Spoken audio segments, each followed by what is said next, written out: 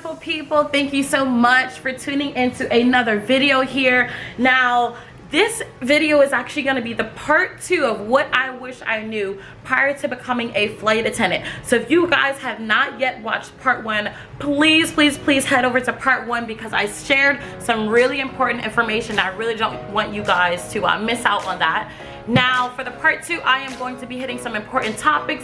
We're going to be talking about the pay, your per diem, your flight benefits, if you get to fly for free, if your parents fly for free, and also your buddy passes, that way your friends can fly for free.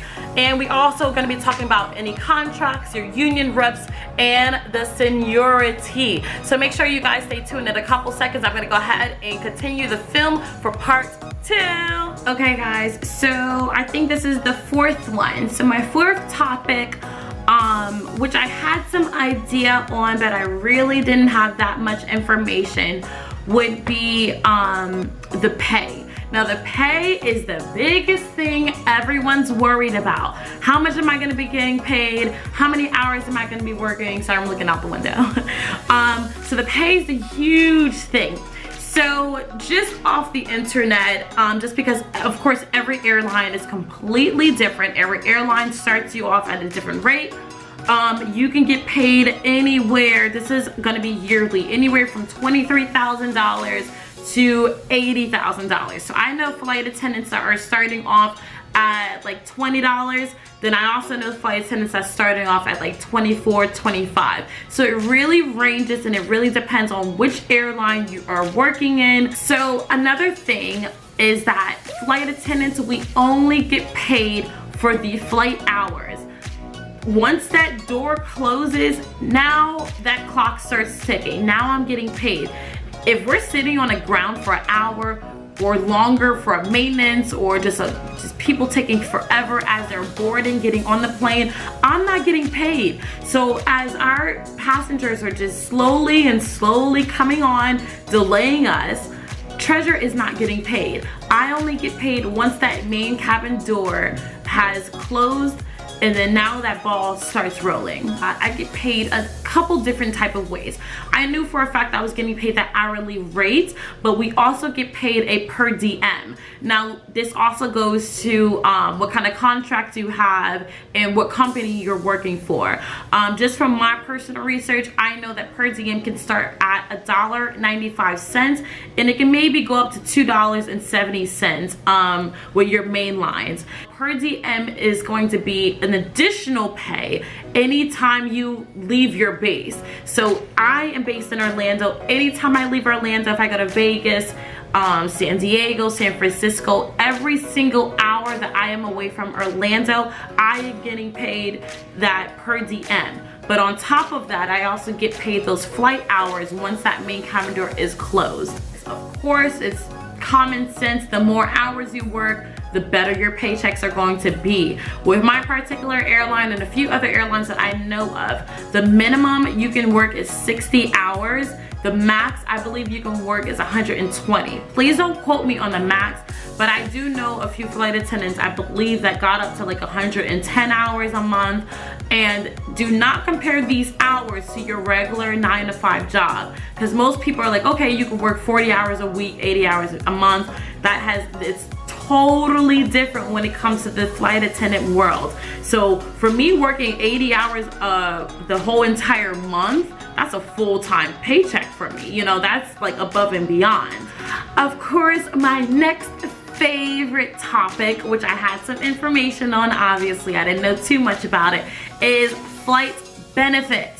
That is everybody's favorite. Of course the pay, and of course you're getting your wings, the cute uniforms, but your benefits, girl, you're on this airline because you want to travel for free. You want your parents to travel for free. If you have any children, you want all your family and friends to travel for free. As a flight attendant, you definitely 110% can make that happen.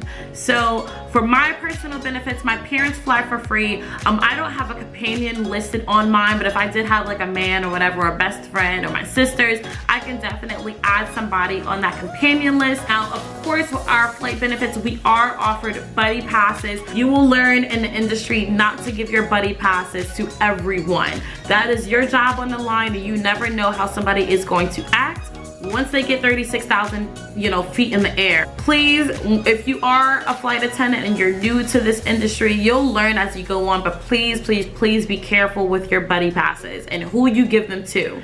And of course, as flight attendants, we fly for free. Domestic, I can fly on majority all airlines for free. If I am wanting to do an international trip, all I have to do is pay for taxes. Now, I can go to Dubai round trip, probably like $200. That's round trip Dubai, or South Africa, $250 round trip. Of course, it depends. Contracts, contracts, contracts. Learn your contract.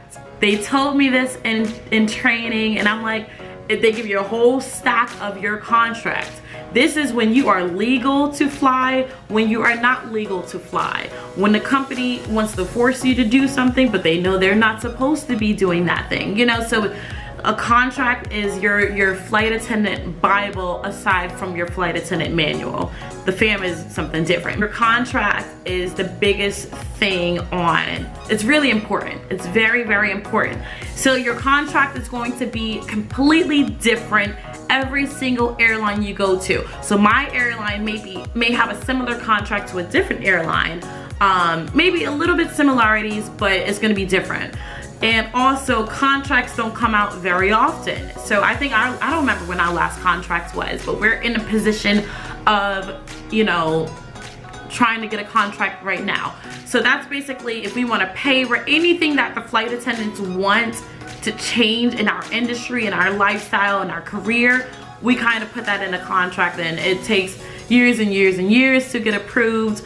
But when you are researching your flight attendant airline that you want to work for, if you can find any information regarding a contract, make sure you read it through, because everybody's going to be completely different. Another important aspect in the flight attendant lifestyle is seniority. If this is not one of the biggest things, seniority will make or break your career. No, I'm just kidding. But no, seniority is such a huge thing as well.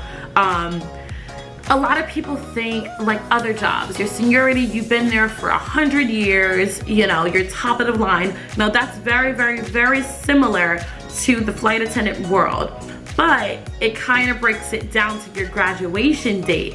So for somebody that's been with the company for 15, 20 years, of course they have top seniority. But now with me coming in on 2017, my seniority is going to be a little bit lower, but in my graduating class, now my seniority is broken up by my social security number. So I believe it goes by your last number, your social security number on your graduating class. And then that's how it's broken up on your class. It's hard to explain. I hope I don't sound dumb trying to explain this to you guys. But seniority is very big, because of course the higher your seniority is, the better trips you get, more international trips you get. It's just the best of your entire career. The lower seniority you get all the leftover trips nobody really wants to work, basically.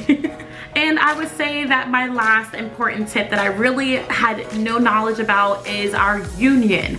Now, every company, every airline does not have a union. I know for a fact one company that's a huge mainline carrier does not have a union.